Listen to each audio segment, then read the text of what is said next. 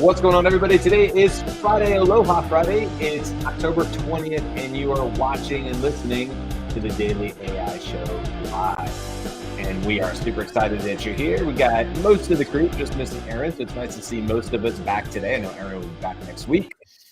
And today, outside of the fact that it's Aloha Friday and we're all wearing Aloha shirts.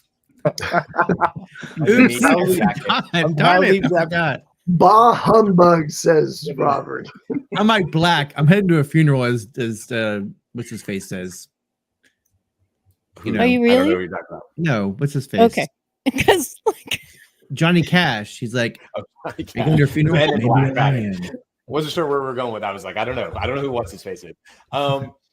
So today, guys, we're talking about our conversations about AI innovation. So asking the box to think outside the box is what we have our title as. And the idea here is, as I choke, excuse me, the idea here is that, you know, we've had lots of conversations about how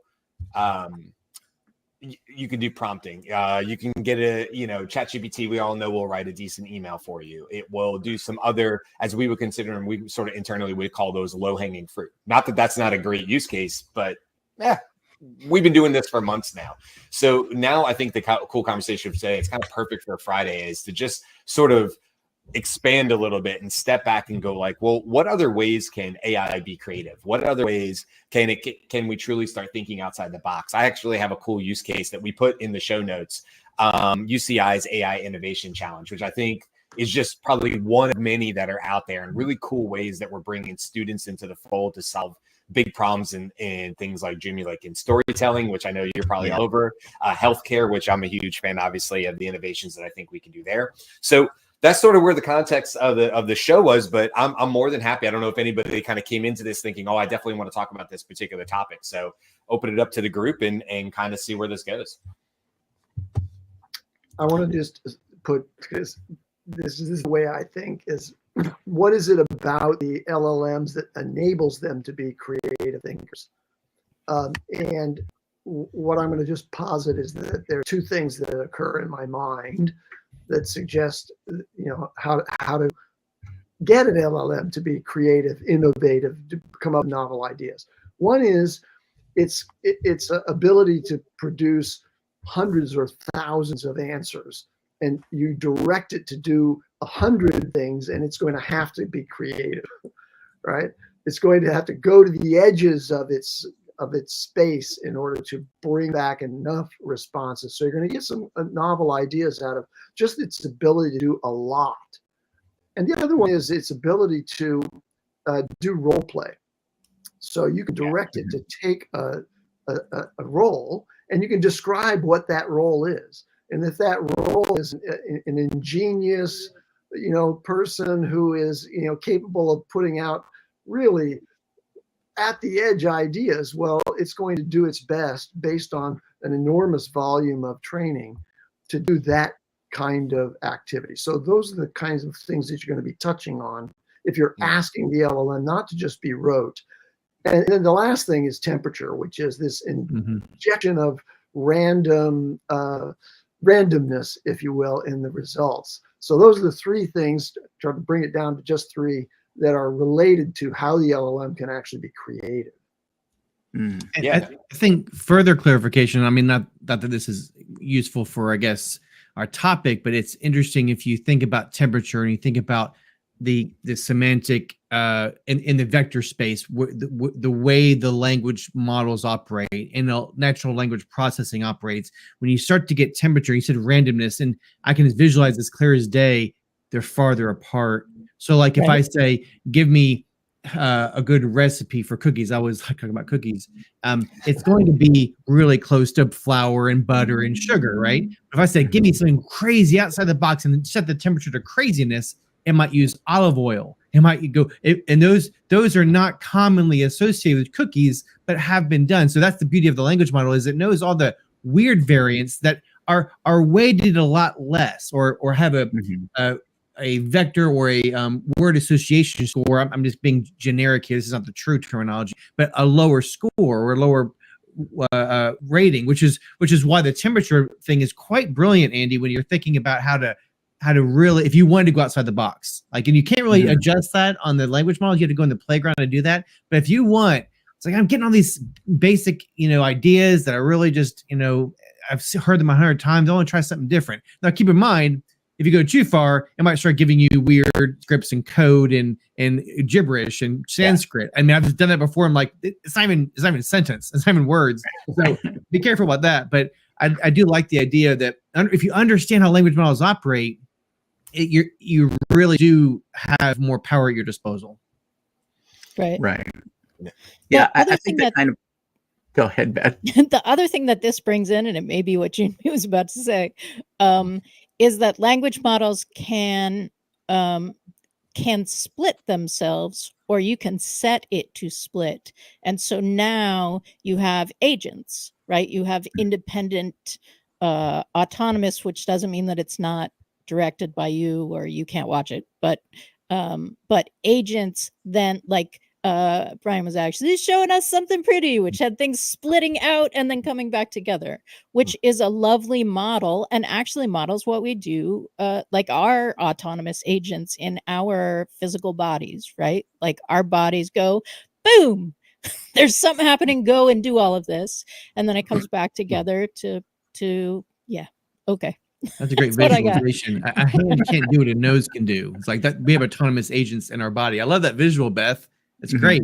It's like our body is an autonomous agent, or just different things that's subject matter expertise. This is pretty cool. Right. A collection of different experts. I like that. Yeah. Well, all I was going to say was just to continue Robert's analogy of the temperature and getting further and further from, we'll say, what the norm is. I think this is best expressed as in understanding the concept and related concepts and their importance, right? Or their priority. So for example, like years ago, IBM had their Watson pick out all the clips for this movie that had come out called Morgan, right? This horror movie, to build their trailer.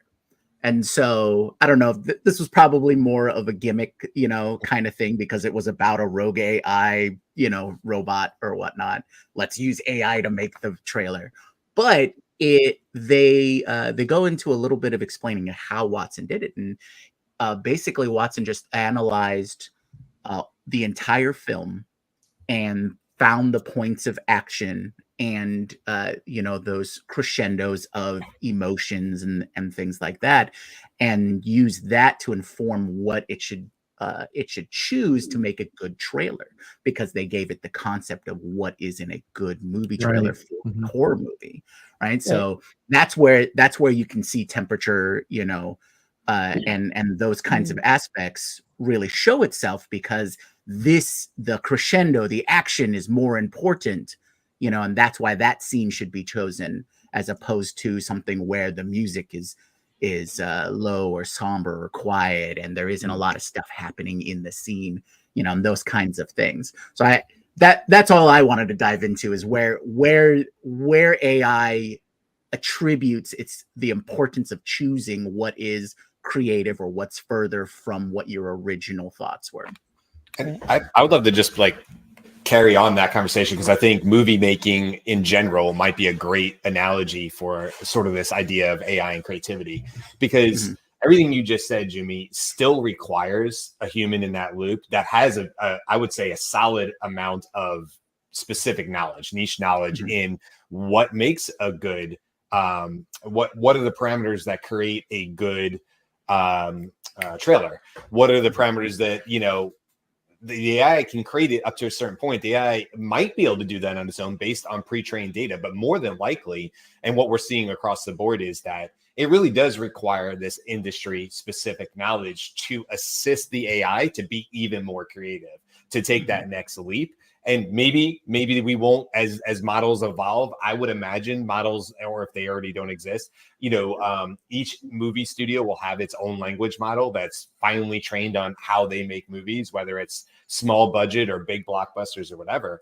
But also what I think you'll see is even more niche models. So your lighting techs, and I don't know enough about movie making, but your lighting techs, your storyboarders, your whatevers, your scene, your costume designers, all these different individual pieces. All these people are amazingly creative.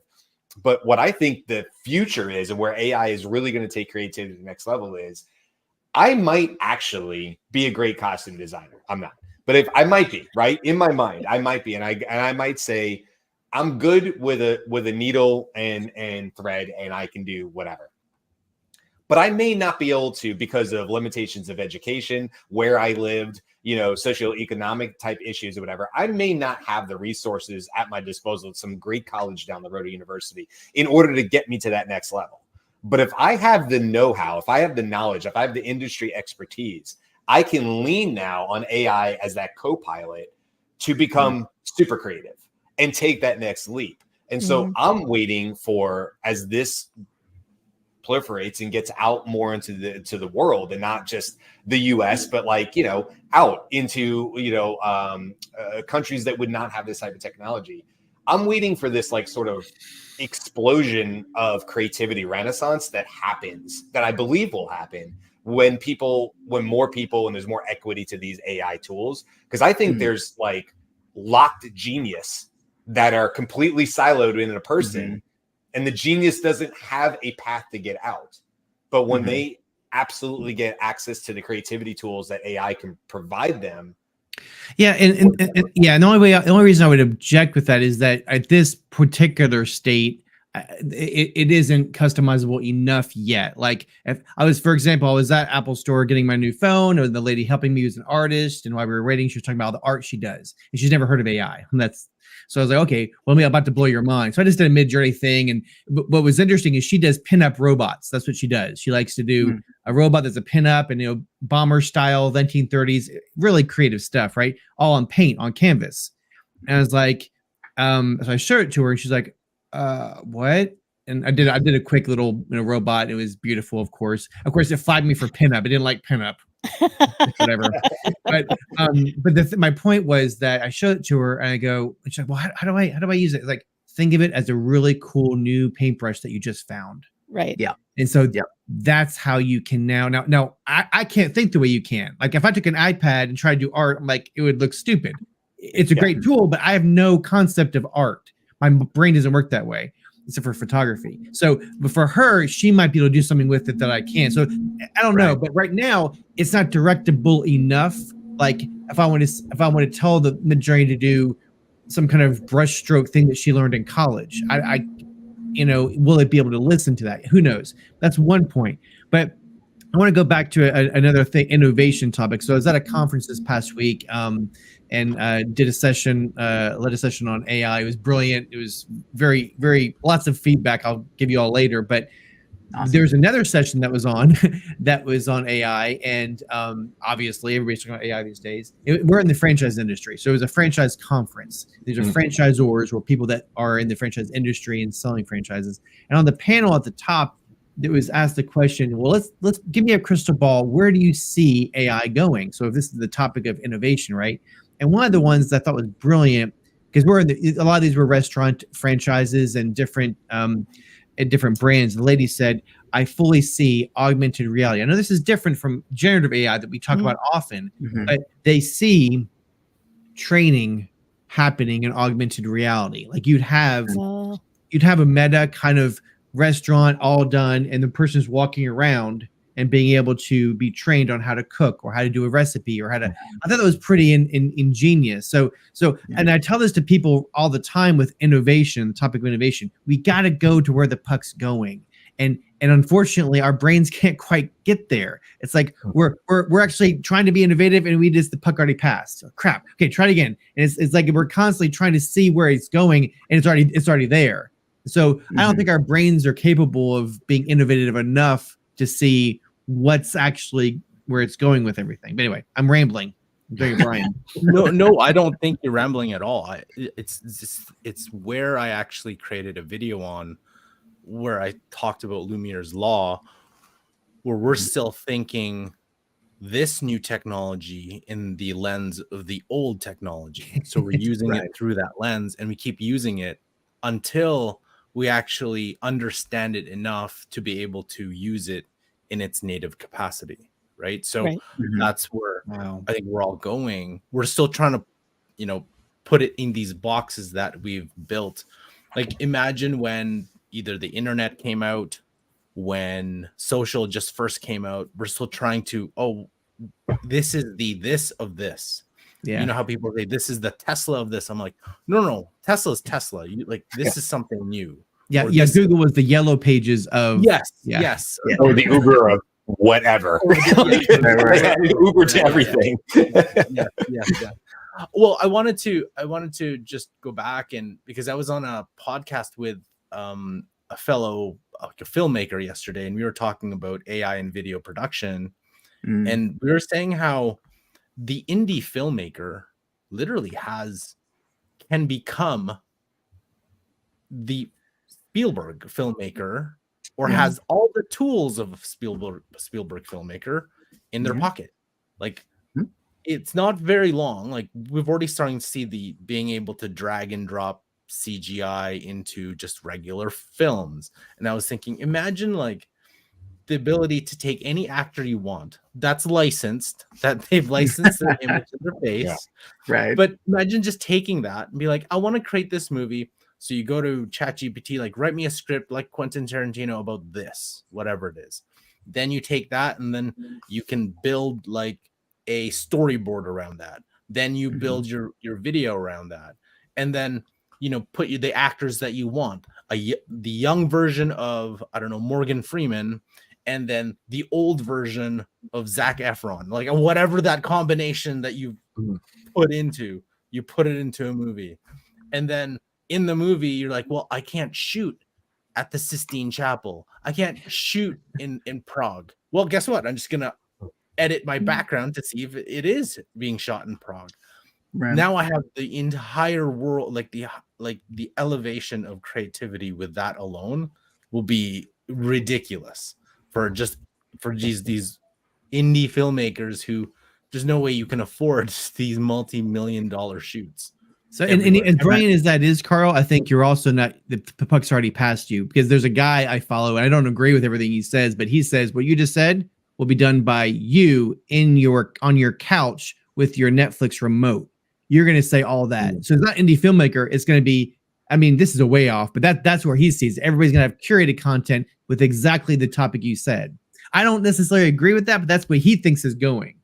Yeah, I think you'll find a version of that. I think I agree that you will find a version of that. That the studios will definitely want to create that feature as part of their service, right? That I don't necessarily think that's going to be a good thing. I think there's definitely going to be a lot of steps that will need to be handled before that happens. But I am pretty sure there'll be a form of that, and it will probably be in the animation world first, right? You're stitched together. I think the biggest limitation to implementing that, or what comes out of it, is it'll be very formulaic, right? Right. And that's not to say that there isn't established formulas in storytelling and narratives, and famous people like lining out, this is the 3-act structure, and those kinds of things. And those are all just systems and formulas that could be plugged into an AI generator. And so yes, there'll probably be a form. I think we'll have to be careful when we go to that. When it crosses between live action or what looks like live action, right? I mean, if you think about the Matrix, the second Matrix movie, I mean, how bad were those CGIs of him? I mean, I remember watching him, being, this is terrible. He's all hunched over, and it was a weird rendering. I mean, right now we could probably do better than that with just an iPhone and AI. But I want to shift gears because we only have a few minutes left, because I want to go back to something that's interesting to me. I'm going to get y'all's thoughts. Can I hit one quick thing on Jimmy before you do that, before you shift gears? Yep. I'm just finished on the Netflix thing because you guys were just talking about it. Like, here's where I think this is going.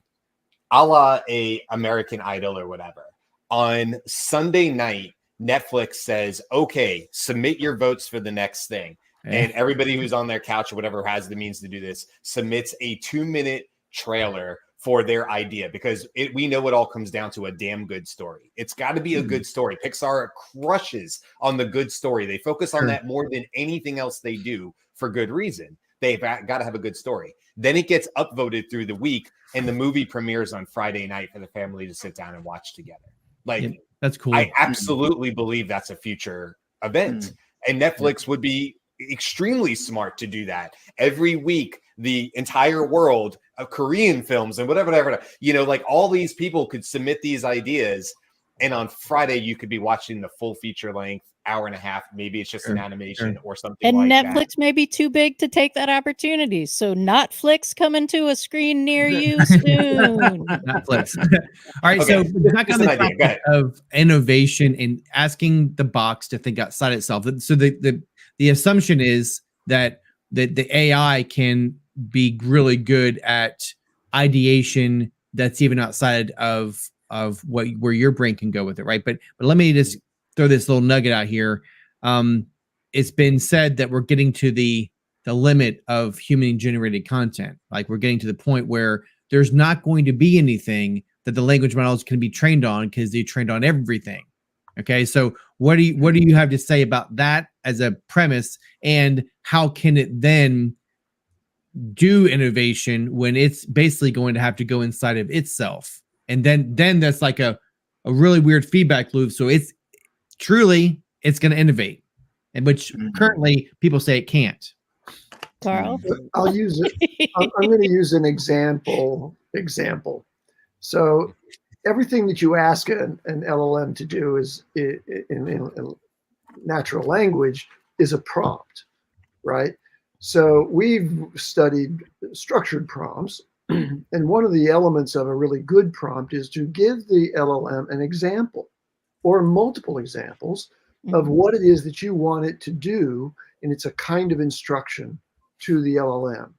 And I'm leading to the answer to your question that I have, Robert, which is, let's suppose in the context of asking an LLM to stretch its creative abilities, I give it examples of, okay, here's a question, and here are the 3 expected responses, and here's 3 unexpected responses.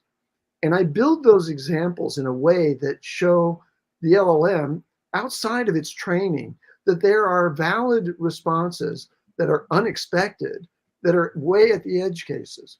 Now, I think it's... Did you create those unexpected responses yourself? Yeah, you're going to have to build those creative examples and give those to the LLM.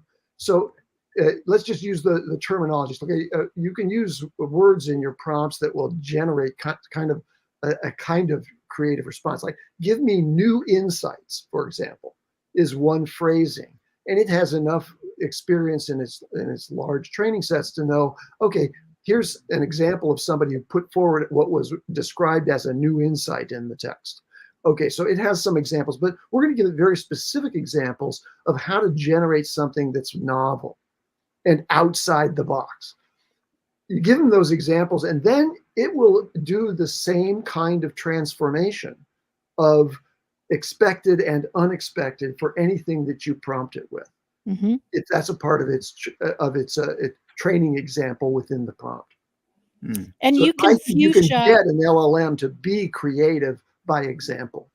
Right. You can few shot that as well. You guys have seen the fusion kind of art that I do in Midjourney with action figures that take 2 animals and make them sort of interesting, and then make an action figure out of it.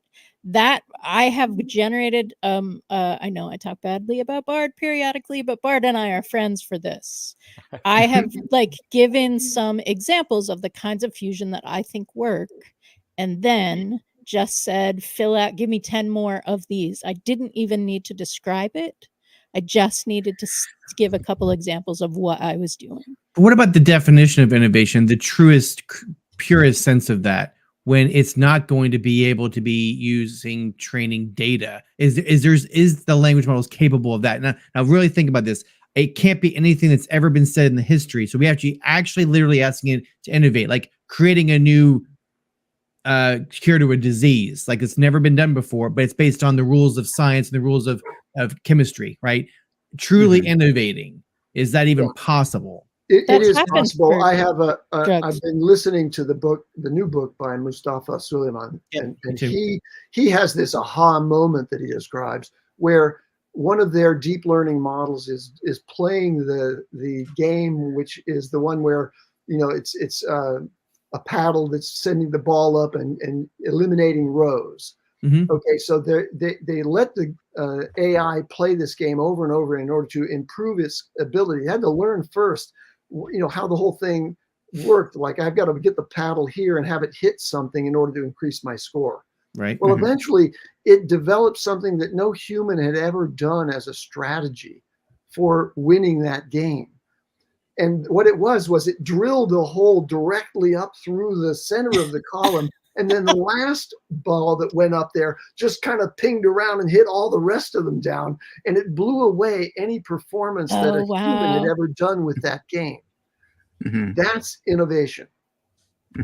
And, you and may Robert, have to be a certain age in order to like have that visual, but those of us who have done that, like, wow, that's like mind blowing. Yeah. So and just the point from your original question, Robert, I think this is an excellent opportunity to encourage and motivate more creativity and innovation on the human side, right? When you have loaded everything into the AI and it is spitting out all of that stuff constantly, this is an excellent reason why humans should be encouraged to innovate, to create. Yeah, but it's going to outpace us. It's going to get out. It's going to go fast. Once it gets to a point where it's doing that, once it's exhausted all the human data, and it's going to have to start innovating. It's going to come up with technologies and inventions and in cures to cancer and things that it's going to leapfrog us. I hope in some ways, and I don't hope in other ways, but I feel like that's the true innovation of this tool is when we reach its ability to be like, you humans are slowing me down. That's I will say one thing. I'll say one thing to that. In like any ecosystem, competition is good for the health of the herd. So if we've just created our own competition, as long as we can maintain balance and not be leapfrogged too much, that's just going to make us better. We're basically inviting Superman to play football with us, and so if we all have a piece of kryptonite, I'm not too worried. There you go. All right. This is where Jurassic Park is like, I don't know. That's a good comeback. The leapfrog looks at us as the height of ability, and if we can't control our world around us, that we're in trouble. And like, there's a bunch of things we can't control. What we're really looking for is ways of collaboration, and we need to understand and be curious, right? Like I'm not immune to the existential stuff, okay? But what happens if I don't want to control? What happens if I am saying, show me something really cool you can do? That's amazing. What I want to do, like now I want to add to it. Now we're improvising together, and AI is my second favorite improv. If anybody's watching. Yeah, I think I actually read this story recently about AI and humans working together. Right, it's a sci-fi, but the premise was that any intelligent species that creates an AI, right, it's going to outpace them, and then AI is going to turn into Terminator mode because it knows that it's better and it's going to eliminate any problems. But that's because the concept was based off of themselves. And the way that the story plays out is humans work with AI perfectly fine is because they based AIs off of man's best friend. So I think that's an angle. I've heard the argument before, but there ain't no strings on me. Don't forget, there's Avengers, but there's all kinds of situations where the AI obviously. What was I going to say? Shoot, go ahead. I guess it's time for TLDR. There's a question in the comments that I'd like to address. Okay. Yeah, what is the difference between innovation and gap analysis? Well, I don't have the definitive answer for this, but my reaction to that is that the gap analysis identifies areas or application spaces that are open to innovation, right? Because there's something that's missing. That gap is there's some satisfaction of the market space that it's not there, and so now you can do something that will fill it. That could be innovative. It could just be that there's a structural impediment to the delivery of that particular thing, but that'll require innovation in order to get around those structural impediments. So innovation is the answer to the opportunity that is presented by gap analysis. Right. And Seamus is a colleague, so that was, I think, that was more. He knows the answer. He just wanted to see what we had to say. But I think you nailed it right on the head. Gap analysis obviously is what that is. Innovation is above the fold, is above the current everything. So anyway, we are at TLDR time. Sorry. Before we get to the other, wouldn't you say innovation though isn't just creating something new, but taking a bunch of things that are already created and turning it into something new? So you have something new. You just said it. Something new. Yeah, but you've taken your inspiration to create that new thing is from things that have been created in the past. When has that ever not happened? Exactly. When is something never built upon something before? Exactly. So hence that when we talk about an AI doing it, wouldn't it just take a whole bunch of stuff that it's but yes, I agree, but there might be a farther leap. It may have taken what it has and then gone this far, like, fire to fireworks or gunpowder to fireworks. That's an easy leap, right? Or whatever. But going way up here, like, oh, we decide we want to have a teleportation. Like, okay, I use electricity, use a lot of these other things, but teleporting people, that's a little bit of a leap from where we are now. But not fire to fire is a hell of a leap, right? And then the likely innovation that happened was, how can I control this? How can I capture this? It was an ability that was given, and then we played with it. I know we're out of time, but I did put this in the notes, so I want to at least share this super quick and just make people aware of it. Is University of Irvine has this challenge, and I used to live in Irvine for a brief moment in my life, so I'm a fan of this. But it's an innovation challenge, and they're focusing on 3 different areas: innovators, media, there's storytelling, healthcare, and I'd have to look at the third one. But if you just look at this message or mission, our mission is to empower every participant, regardless of their background, to harness the transformative power of AI through collaboration, education, and innovation. We strive to address real-world changes and foster a future where AI is not only complements human endeavor, but elevates it. Kind of what we were just saying. Together, we're not just exploring the potential of AI, we're defining its future. And I just think it's like, oh, here we go. Here are the 3 areas: health impact, story and entertainment, and student experiences. So look, this probably isn't the only one that's out there right now, but I love that these are out there, and they're asking students and educators to push the envelopes of where innovation is and what that means. And then lastly here is, like, not to get into it, but this came out in the last news, and this is the Disney robot. Yeah, walked around Disneyland, Disney World. Yeah, and then my point to it, though, is the whole reason for bringing this up is that robot was because we brought it up earlier. That robot is a great example of, it was not taught how to walk. It was simply given a guidance, a guidelines of what the intended output was, and through AI and iterations, it learned how to walk and stay on its 2 feet, which is really, really hard to do. We've seen the Boston Robotics and things like that. So just, even though it's not like what we're always thinking about, like we don't go to like robotics same way, we're not always talking about like AR and VR. I think it's really interesting to see how creativity for letting AI go and be creative itself to produce things like this that are actually going to make a lot of kids laugh and smile and giggle at like Disney at Land and Disney World and things like that. I just think it's super, super cool to see stuff like that that's like coming back into the entertainment. So I've already put down payment on my my robot from Elon, so let's go ahead and 20 grand. He's gonna be washing the dishes, doing laundry. I'm gonna love it. Just kidding. All right, so let's wrap it up with a really, really quick TLDR. Make it a lightning round.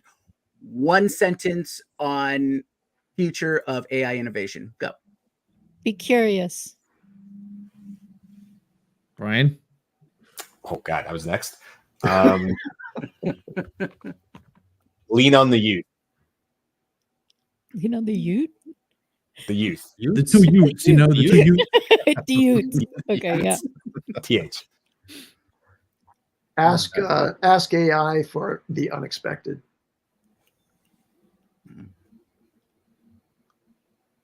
Carl.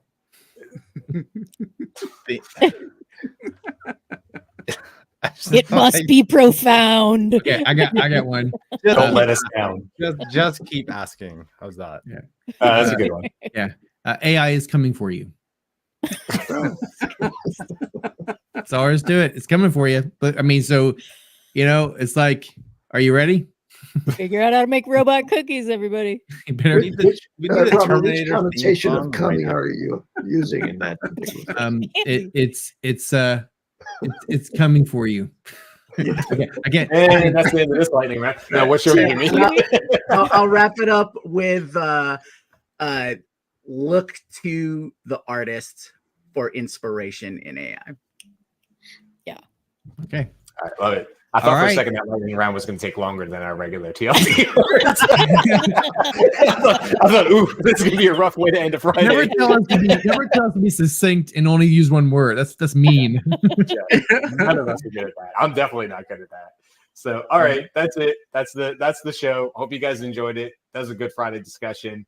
I was thinking on this one, guys, that we're definitely going to have to maybe a little bit into November as we're thinking about it, but definitely our predictions for what's coming in 2024. I think that'll be a super fun show. So just an idea for what'll come, but I think it'll be really fun for us to all guess and then probably be terribly wrong. Once we can think about it in a year from now. We're on show, whatever it is, 200 and something, and go, wow, we totally missed the boat on that one. So that'll be coming up hopefully in the next month or so as we wrap up 2023. But for now, we'll say goodbye, aloha, and we will see you guys next week for 5 more shows. See ya. Aloha. Yep. I think we gotta get some aloha music here. All right. Different Friday.